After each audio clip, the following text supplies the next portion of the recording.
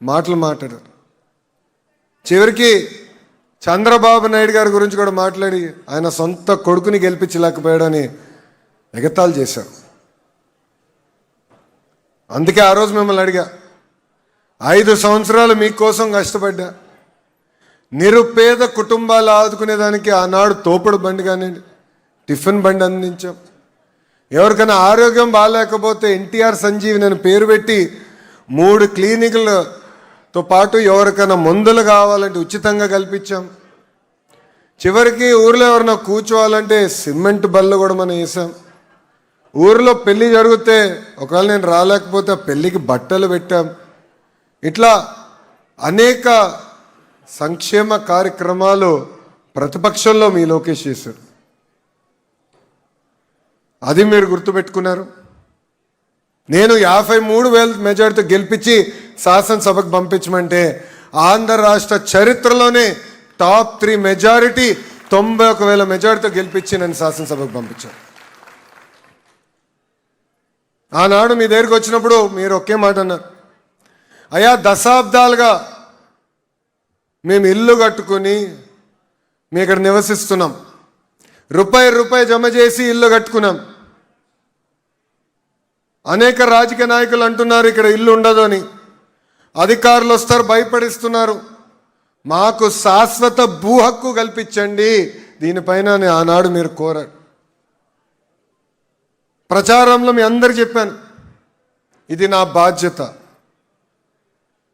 ఒకేసారి ఇది అవదు, కొన్ని ఇమ్మీడియట్గా చేయగలిగినవి ఉంటాయి, కొన్ని కొంచెం సమయం పడతాయి, కొన్ని ఏకంగా కేంద్ర ప్రభుత్వంతో సంప్రదింపులు చేసి వాళ్ళ ద్వారా ఉత్తర్వులు తీసుకొచ్చి కానీ నేను రెగ్యులరైజ్ చేయలేను అని ఆనాడు చెప్పా. ఇచ్చిన మాట మేరకు మొదటి విడతలో 3,000 పట్టాలు అందజేశాం. ఈరోజు 2వ విడతలో 3,000 పట్టాలు మీకు ఈరోజు ఇష్టం జరుగుతుంది. ఇది మీ భూమే కానీ హక్కు లేని పరిస్థితి. ఇది మీ భూమే కానీ గతంలో పిల్లలు చదువు కానివ్వండి లేదంటే వేరే కార్యక్రమాలకి భూమిని తాకట్టు పెట్టి కొంచెం డబ్బులు తీసుకుందాం అంటే వచ్చే పరిస్థితి ఉండేది కాదు. అలాంటిది ఒక్క రోజులో సుమారుగా 1,000 కోట్ల విలువైన భూమికి మీకు శాశ్వత హక్కు కూటమి ప్రభుత్వం అందజేస్తుంది. దయచేసి ఇక్కడున్న వాళ్ళందరూ ఒక విషయం ఆలోచించండి. మొదటి సంవత్సరంలో అధికారులందరూ ఇంటికి వచ్చారు, కొలతలు తీసుకున్నారు. అనేక అపోహలు వస్తాయని వేదికమైన నాయకులందరూ కూడా అధికారులతో కలిసికట్టుగా వచ్చి సుమారుగా 10,000 గడపలు తొక్కి కొలతలన్నీ తీసుకుని ఆధారాలన్నీ తీసుకుని వెళ్ళారు. ఒక్క కప్ కాఫీ మిమ్మల్ని అడగలేదు, ఒక్క గ్లాస్ నీరు మేము ఇదేం తీసుకోలేదు. ఇది మీకు ఎందుకు చెప్తున్నానంటే ఇంటి పట్టాలనే గల చాలామంది తయారవుతారు, మాకు ఇది ఇస్తే అది చేస్తాను. కానీ ఆంధ్ర రాష్ట్రంలోనే కాదు కదా, మంగళగిరిలో అది జరిగేదానికి లేదని నేను చెప్తాను జరిగింది. ఈరోజు స్వతహాగా ఒక బాధ్యతగా కూటమి మీకోసం పనిచేస్తుంది. కేంద్రంలో నరేంద్ర మోడీ గారు, రాష్ట్రంలో ఒక పక్కన చంద్రబాబు నాయుడు గారు, ఇంకో పక్కన పవన్ అన్న గారు, ముగ్గురు కలిసికట్టుగా ఆంధ్ర రాష్ట్రాన్ని ముందలు నడిపించే దిశగా పనిచేస్తున్నారు. 5 సంవత్సరాలు అనేక ఇబ్బందులు ఎదుర్కొన్నాం. 5 సంవత్సరాలు కనీసం బయటకు వచ్చే పరిస్థితి లేని రోజులు చూసాం. 5 సంవత్సరాలు ఎవరితో మాట్లాడాలన్నా భయపడే పరిస్థితి చూసాం. ఈరోజు మనందరికీ స్వేచ్ఛ వచ్చింది, హాయిగా పని చేయగలుగుతున్నాం. లా అండ్ ఆర్డర్ పరిస్థితి కూడా మెరుగుపడింది. ఈరోజు పెన్షన్ ఇస్తున్నాం, తల్లికి వందనం చేస్తున్నాం, ఉచితంగా 3 గ్యాస్ సిలిండర్లు, మహిళలు బస్సులో ప్రయాణించే ఉచితంగా ప్రయాణించే హక్కు కల్పించాం. చేనేత సోదరులకి 200 యూనిట్ల కరెంట్ ఉచితంగా అందజేస్తున్నాం. మత్స్యకార సేవతో మత్స్యకార సోదరులు డబ్బులు ఇస్తున్నాం. ఆటో వాళ్ళ సేవలో అని ఆటో వాళ్ళకి డబ్బులు ఇస్తున్నాం. అంటే సంక్షేమం ఒక పక్కన, ఇంకో పక్కన పెట్టుబడులు పరిశ్రమలు తీసుకొస్తున్నాం, రోడ్లు బాగు చేస్తున్నాం. ప్రత్యేకంగా మంగళగిరికి వచ్చి గల డ్రైనేజ్ సమస్య దశాబ్దాలుగా మనం వెనుక ఇబ్బందులు ఎదుర్కొన్నాం. దానికి శాశ్వత పరిష్కారం కల్పించేదానికి భూగర్భ డ్రైనేజ్కి మనం శంకుస్థాపన కూడా వేసాం, పనులు కూడా త్వరలో ప్రారంభం అవుతున్నాయి. ప్రతి ఇంటికి నీటి కుళాయి అందిస్తాను హామీ ఇచ్చా, ఆ ప్రాజెక్ట్ కూడా క్లియర్ అయింది. పనులు ప్రారంభిస్తాం, తిరిగి ఎన్నికల సమయం కల్లా అది కూడా పూర్తి చేయబోతున్నాం. గత పాలకులు రోడ్లన్నీ తోవేశారు,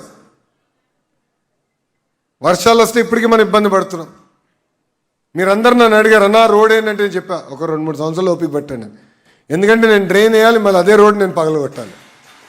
ఇన్నాళ్ళు ఓపిక పట్టే, ఇంక 2-3 సంవత్సరాలు ఓపిక పట్టండి. తప్పనిసరిగా రోడ్ కట్ చేసి పైప్ వేసి శాశ్వతమైన పరిష్కారం చూపిస్తాను, అది కూడా చేస్తున్నాం. ఇంకా మంగళగిరికి వచ్చి గల పరిశ్రమలు తీసుకురావాలి, పెట్టుబడులు తీసుకురావాలి. మన యువకులకి మంగళగిరిలోని ఉద్యోగాలు కల్పించాలనేది మీ లోకేష్ లక్ష్యం. అంటే అభివృద్ధి, సంక్షేమం రెండూ కలిసికట్టుగా తీసుకెళ్లే బాధ్యత ఈరోజు కూటమి ప్రభుత్వం తీసుకుంటుంది. అమ్మ, మీరందరూ చూస్తున్నారు, కూటమి ప్రభుత్వం అధికారంలోకి వచ్చిన తర్వాత మన నియోజకవర్గానికి ప్రత్యేకంగా 100 పడకల హాస్పిటల్ కానివ్వండి, మహానాడు ప్రాంతంలో దశాబ్దాలుగా మనకున్న కోరిక రీటైనింగ్ వాల్ పనులు ప్రారంభించాం. భూగర్భ డ్రైనేజ్, తాగునీరు, అదేవిధంగా మీరు చూస్తే గ్యాస్ కూడా పైప్ ద్వారా త్వరలో అందించబోతున్నాం. నిడమరు స్కూల్ మీరు చూశారు, ఎంత అద్భుతంగా ఒక ప్రభుత్వ పాఠశాల ఇంటర్నేషనల్ స్కూల్గా మనం తీర్చిదిద్దుకున్నాం. లక్ష్మీ నరసింహస్వామి గుడి కూడా వదిలిపెట్టలేదు, పనులు కూడా ప్రారంభించాం. అది కూడా డిసెంబర్ జనవరి కల్లా ఆ పనులు పూర్తి చేయబోతున్నాం. ఇంకా మంగళగిరి తెనాలి రోడ్ గతంలో ఎలా ఉండేదో మీ అందరికీ తెలుసు. రాత్రి అందరూ భయపడేవారు ఆ రోడ్డు పైన వెళ్ళాలంటే, ఎక్కడ గుంతలో పడతాం, ఇబ్బంది పడతాం. ఈరోజు హాయిగా వెళ్ళొచ్చు. బహుశా ఆంధ్ర రాష్ట్రంలో అంత అద్భుతమైన రోడ్డు ఉండకపోవచ్చు, అంత పర్ఫెక్ట్ క్వాలిటీతో వేసాం. ఊర్లో ఉన్న రోడ్లన్నీ కూడా పూర్తి చేస్తున్నాం. పార్కులు, కమ్యూనిటీ భవనాలు, మూసేసిన అన్న క్యాంటీన్లు తిరిగి ప్రారంభించాం. చర్చిలు, మసీదులు, గుడులు అభివృద్ధి చేస్తున్నాం. ఇంకో పక్కన మీరు చూస్తే చివరికి శ్మశానాల్లో కూడా ఈరోజు కూటమి ప్రభుత్వం అభివృద్ధి చేస్తుంది. ఇవన్నీ మీకు ఎందుకు చెప్తున్నానంటమ్మా, సంక్షేమ అభివృద్ధి అనేది జోడెద్దుల బండి, రెండు కలిసికట్టుగా తీసుకెళ్లాల్సిన బాధ్యత ఇక్కడున్న మనందరిపైన ఉంది. ఆనాడు నేను హామీ ఇచ్చా, మీకు ఇంటి పట్టాలు మీకు అందజేస్తామని. ఈరోజు నిజంగానే నాకు చాలా ఆనందంగా ఉంది. ఎందుకంటే 2వ విడతలో 6,000 పట్టాలు మనం అందజేస్తున్నాం. ఇంకా చేయాల్సిన కొన్ని ఉన్నాయి, కాలువలు ఉన్నాయి, అదేవిధంగా మనకి వాటర్ బాడీస్ ఉన్న దగ్గర ఇవ్వాల్సిన, అక్కడ ఆల్రెడీ ఇల్లు కట్టుకున్న వారు ఉన్నారు, అది సుప్రీంకోర్టు కొన్ని ఆర్డర్స్ ఉన్నాయి, దాన్ని ఎట్లా చేయాలని కూడా మేము హోంవర్క్ చేస్తున్నాం. కానీ ఆనాడు ఇచ్చిన హామీ మేరకు తప్పనిసరిగా ఇంటి పట్టాలు చేస్తామని చెప్పాం. ఈరోజు పారదర్శకంగా ఆంధ్ర రాష్ట్ర చరిత్రలోనే ఎక్కడ జరిగిన విధంగా ఈరోజు మంగళగిరిలో మేము చేసి చూపిస్తున్నాం. దయచేసి ప్రజలందరూ ఇది గుర్తుపెట్టుకోవాలని ఈ సభాముఖంగా మీ అందరినీ కోరుకుంటున్నాను.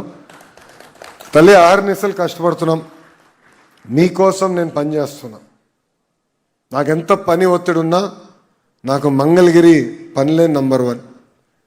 మంగళగిరి నుంచి నేను ఎవరు కలవాలన్నా కూడా మా శాసనసభ్యులు కానీ మంత్రులందరూ కూడా చెప్తా, మీరు ఆగాలి, మా మంగళగిరి ప్రజలు వచ్చారు, ముందర వాళ్ళు కలిసిన తర్వాత మిమ్మల్ని కలుస్తానని చెప్తాం జరుగుతుంది.